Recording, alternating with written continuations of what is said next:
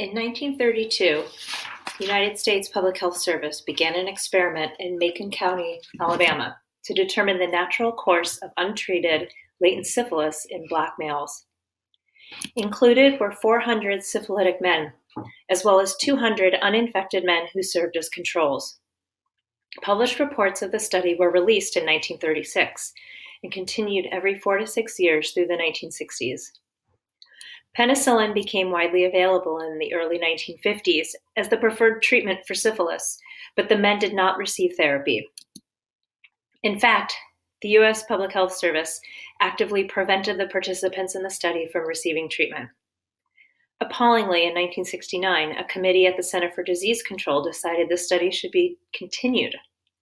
It wasn't until 1972, when accounts of the study finally appeared in the national press, that the Department of Health, Education, and Welfare shut down the experiment. At that time, 74 of the men were still alive.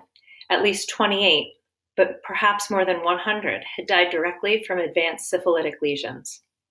The investigatory panel appointed by the Department of Health, Education, and Welfare in 1972 found the study to have been ethically unjustified and argued that penicillin should have been provided to the men.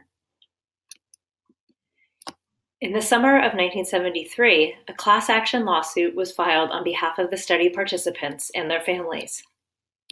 In 1974, a $10 million out-of-court settlement was reached.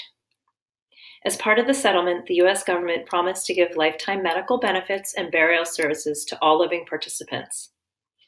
The Tuskegee Health Benefit Program was established to provide these services.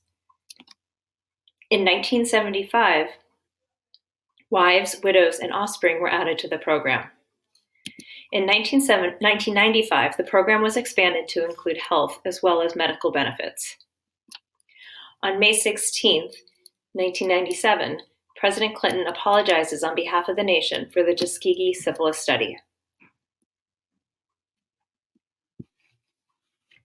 Decades after the Tuskegee syphilis study, health statistics continue to illustrate the lack of trust Black Americans have for healthcare professionals.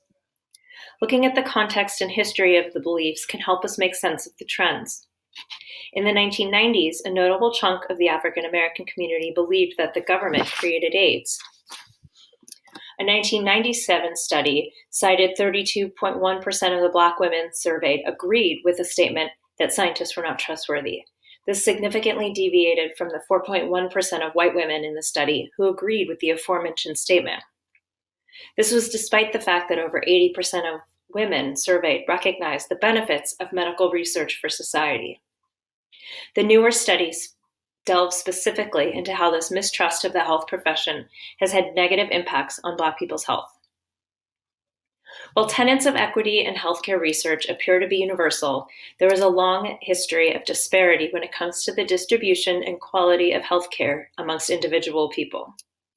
The Hippocratic Oath compels new doctors to make blanket commitments to ethics and accountability while serving humanity regardless of gender, race, religion, political affiliation, sexual orientation, nationality, or social standing. And yet this oath belies a legacy of racism in medicine.